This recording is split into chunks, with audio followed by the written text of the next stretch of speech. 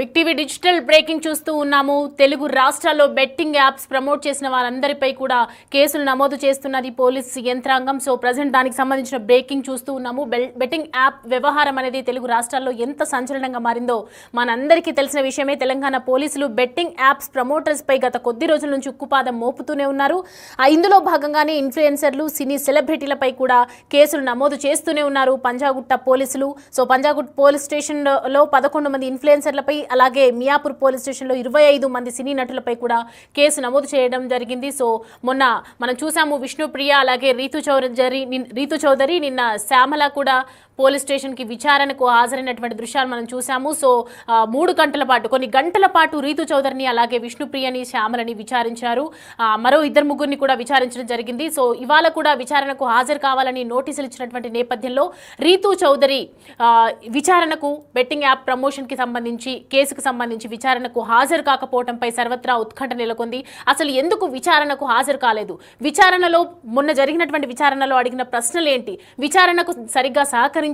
మరి సహకరిస్తే గనక, ఆమె దగ్గర కరెక్టు ఆధారాలు గనక ఉండుంటే ఖచ్చితంగా ఇవాళ రీతు చౌదరి విచారణకు హాజరు కావాలి. కానీ ఎందుకు విచారణకు హాజరు కాలేదే అనే ప్రశ్నలు ఇప్పుడు తలెత్తుతూ ఉన్నాయి. ఒకవైపు విష్ణుప్రియ కూడా కోర్టుకు వెళ్ళడం జరిగింది, బెయిల్ కోసం కోర్టుకు వెళ్ళడం జరిగింది. రేపటి రోజున తన పైన ఎఫ్ఐఆర్ కొట్టివేయాలని నమోదు చేస్తూ విష్ణుప్రియ కూడా కోర్టును ఆశ్రయించడం జరిగింది. దీనికి సంబంధించినటువంటి బ్రేకింగ్ చూస్తున్నాం. ఇప్పుడు ప్రజెంట్ విచారణకు రాకపోతే మరి రీతుకు మరోసారి నోటీసులు ఇచ్చే అవకాశాలు ఉన్నాయా? ఎలా ఉండబోతుంది? మా ప్రతినిధి సురేష్ లైవ్ లో సిద్ధంగా ఉన్నారు. సురేష్ అడిగి మరిన్ని అప్డేట్స్ తెలుసుకుందాం. సురేష్, చూస్తూ ఉన్నాం కదా, రీతు చౌదరి మొన్న కొన్ని గంటల పాటు విచారణ జరిపారు, విచారణకు హాజరైంది. మరి ఇవాళ విచారణకు ఎందుకు హాజరు కాలేదు? బెట్టింగ్ యాప్స్పై పంజాగుట్ట పోలీసులు కేసు దర్యాప్తు చేస్తున్నారు. ఇందులో భాగంగానే రీతు చౌదరిని, విష్ణుప్రియని ఈరోజు రెండోసారి విచారణకు రావాలని చెప్పేసి కూడా మొదటి రోజే వారికి విచారణ ముగిసిన సమయంలో పోలీసులు చెప్పారు. కానీ విష్ణుప్రియ హైకోర్టులో పిటిషన్ దాఖలు చేసింది. తనపై నమోదైనటువంటి 2 పిటిషన్ల ఎఫ్ఐఆర్లను క్వాష్ చేయాలంటూ కూడా ఆమె పిటిషన్ పేర్కొనింది. ఎందుకంటే ఒకే కేసు పైన 2 ఎఫ్ఐఆర్లు ఎలా చేస్తారని చెప్పేసి కూడా హైకోర్టు పిటిషన్లో విష్ణుప్రియ పేర్కొనడం జరిగింది. దానికి సంబంధించే మధ్యాహ్నం తర్వాత విష్ణుప్రియకు సంబంధించిన పిటిషన్ విచారణకు రాబోతుంది. అయితే రీతు చౌదరి ఈ విచారణకు రావాల్సి ఉంది. రీతు చౌదరికి సంబంధించిన స్టేట్మెంట్, మరింత సమాచారం పోలీసులు సేకరించాల్సి ఉండగా ఆమె ఈరోజు విచారణకు గైర్హాజరైంది. ఈరోజు రాలేదు. అయితే పోలీసులకి సమాచారం ఇచ్చిందా, లేదంటే పోలీసులే మళ్ళీ సమయం రావాల్సినప్పుడు రావాలని చెప్పేసి చెప్పారా అనే దానిపై కూడా స్పష్టత లేదు. కానీ పోలీసులు అయితే కేసులో దర్యాప్తు వేగం చేశారు.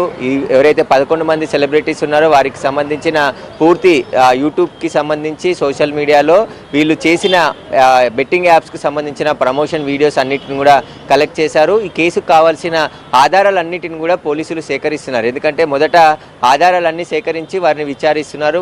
వాటికి సంబంధించిన వీడియోలను, ఎందుకు బెట్టింగ్ యాప్స్కి ప్రమోషన్ చేశారు, ఏ సంస్థకు మీరు ప్రమోషన్ చేయడం జరిగింది, మీరు అక్కడి నుంచి ఎన్ని డబ్బులు తీసుకున్నారు, వాటి ద్వారా మీకు ఎంత లాభం చేకూరింది అనే దానిపై కూడా పోలీసులు దృష్టి పెట్టడం జరిగింది. ఇక ఎవరైతే బెట్టింగ్ యాప్స్ కంపెనీ నిర్వాహకులు ఉంటారో వారికి సైతం నోటీసులు ఇచ్చే యోచనలో పోలీసులు ఉన్నారు. ఇప్పటికే మియాపూర్లో కూడా వారిపైన కేసులు నమోదు కావడం జరిగింది. ఇప్పుడు పంజాగుట్ట నమోదైన కేసులో కూడా బెట్టింగ్ యాప్స్కి సంబంధించిన కంపెనీల వివరాలను కూడా పోలీసులు ఆరా తీస్తున్నారు. వారు తెలంగాణలో బెట్టింగ్ యాప్స్ నిషేధం ఉన్నప్పటికీ కూడా ఏ విధంగా ఇక్కడ బెట్టింగ్ యాప్స్ నిర్వహించారనే దానిపైన పోలీసులు ఆరా తీస్తున్నారు.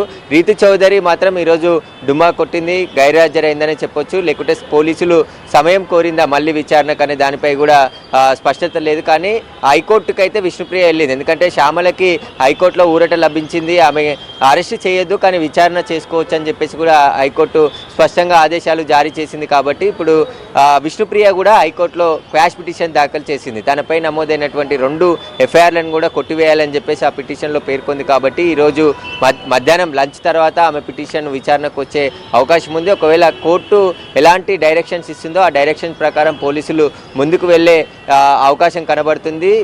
విష్ణుప్రియ కూడా కోర్టు ఇచ్చే ఆర్డర్స్ ప్రకారమే ముందుకు వెళ్లేందుకు ఈరోజు విచారణకు గైర్హాజరైనట్టుగా కనిపిస్తుంది. ఖచ్చితంగా కోర్టు విచారణ అనంతరం కోర్టు ఒకవేళ విచారణకు వెళ్ళండి అని చెప్తే ఆ రోజు మళ్ళీ విచారణకు వచ్చే అవకాశం కనబడుతుంది. ఇక మిగతా ఎవరైతే పరారీలో ఉన్నారో, ఇమ్రాన్ ఖాన్, మరికొంతమంది పరారీలో ఉన్నారో వారికి సంబంధించి గాలింపు చర్యలు కూడా చేస్తున్నారు. ఎందుకంటే మొత్తం 11 మంది పైన కేసు నమోదైంది కాబట్టి అందులో కొంతమందే పోలీసు విచారణకు హాజరయ్యారు. మిగతా వాళ్ళు ఇంకా విచారణకు హాజరు కాలేదు కాబట్టి వారు ఎక్కడున్నారు, వారి సెల్ ఫోన్కి సంబంధించిన వివరాలు సేకరిస్తున్నారు. ఫోన్లో టచ్లోకి రావట్లేదు, ఫోన్లు స్విచ్ ఆఫ్ ఉన్నాయని చెప్పేసి కూడా పోలీసులు చెప్తున్నారు. ఇమ్రాన్ ఒకసారి పోలీసులకు టచ్లో వచ్చి నేను హైదరాబాద్లో ఉన్నాను, ఎక్కడికి వెళ్ళలేదు అని చెప్పేసి పోలీసులకు సమాచారం ఇచ్చినట్టు తెలుస్తుంది. కానీ ఇప్పటివరకు పంజాగుట్ట పోలీసుల విచారణకైతే ఇమ్రాన్ రాలేదు. పరేషాన్ బాయ్స్ పేరుతో అతను యూట్యూబ్ రన్ చేస్తున్నాడు. సోషల్ మీడియాలో ఇన్స్టాగ్రామ్ అనేక ఎక్స్ ఖాతా కూడా అతనికి ఉంది కాబట్టి ఆ సోషల్ మీడియా ప్లాట్ఫామ్లలో బెట్టింగ్ యాప్స్కి సంబంధించిన ప్రమోషన్ వీడియోస్ అందరూ చేశారు. ఒక్కరు కాదు, ఇద్దరు కాదు, వందల మంది సెలబ్రిటీస్ ఈ ప్రమోషన్ వీడియోస్ చేశారు.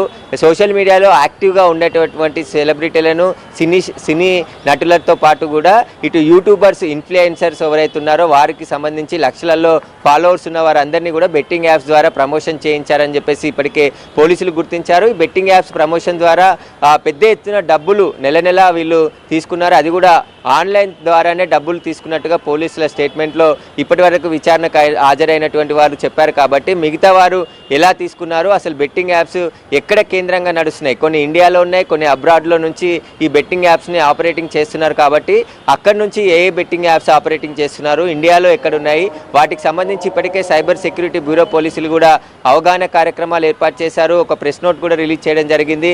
ఎవరు కూడా బెట్టింగ్ ఊబిలోకి చిక్కుకోవద్దు, బెట్టింగ్ అనేది ఇల్లీగల్. తెలంగాణలో ఇప్పటికే 108 బెట్టింగ్ యాప్స్కి సంబంధించిన అప్లికేషన్స్ని గూగుల్ నుంచి డిలీట్ చేయించాము. ఇంకా ఏమైనా ఉంటే వాటికి సంబంధించి గవర్నమెంట్ ఆఫ్ ఇండియాతో మాట్లాడుతూ ఒక జియో ఫెన్సింగ్ సిస్టమ్ని ఏర్పాటు చేసి తెలంగాణలో ఎలాంటి బెట్టింగ్ యాప్స్ ఓపెన్ కాకుండా చర్యలు తీసుకుంటున్నామని చెప్పేసి కూడా సైబర్ సెక్యూరిటీ బ్యూరో డీజీ శిఖా గోయల్ కూడా చెప్పడం జరిగింది. కాబట్టి అన్ని కోణాల్లో ఈ బెట్టింగ్ యాప్స్కి సంబంధించిన దర్యాప్తు తెలంగాణ పోలీసులు చేస్తున్నారు. బెట్టింగ్ యాప్స్కి ఇంకా మీద ఎలాంటి యువకులు బలి కావద్దని చెప్పేసి ఉద్దేశంతో ఎవరైనా బెట్టింగ్ యాప్లో నష్టపోయి ఉంటే నేరుగా పోలీస్ స్టేషన్లో వచ్చి ఫిర్యాదు చేయాలని చెప్పేసి కూడా పోలీసులు చెప్తున్నారు. ఈ బెట్టింగ్ యాప్స్ని ఎవరు కూడా నమ్మొద్దు, అందులో డబ్బులు వస్తాయని చెప్పి ఆశతో వెళ్తే ఖచ్చితంగా మోసపోయే అవకాశాలు ఎక్కువగా ఉన్నాయి. కాబట్టి ఎవరు కూడా బెట్టింగ్ యాప్స్లో పాల్గొని బెట్టింగ్ యాప్స్లో డబ్బులు నష్టపోవద్దని చెప్పేసి పోలీసులు చెప్తున్నారు. ఒకవైపు అలాంటి సూచనలు చేస్తూనే మరోవైపు కేసులకు సంబంధించి దర్యాప్తు కొనసాగుతుంది. తెలంగాణ వ్యాప్తంగా నమోదైనటువంటి కేసుల ఆధారంగా పోలీసులు దర్యాప్తు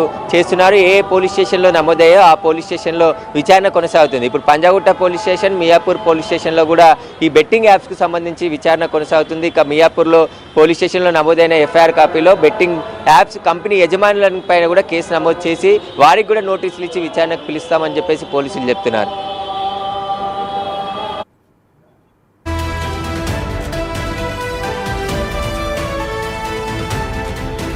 చూస్తూ ఉన్నాం కదా, పంజాగుట్ట పోలీసులో కేసు నమోదు చేశారు. పలువురు సినీ ప్రముఖుల మీద, సెలబ్రిటీస్ మీద మనం చూస్తూ ఉన్నాము. దానికి సంబంధించినటువంటి బ్రేకింగ్.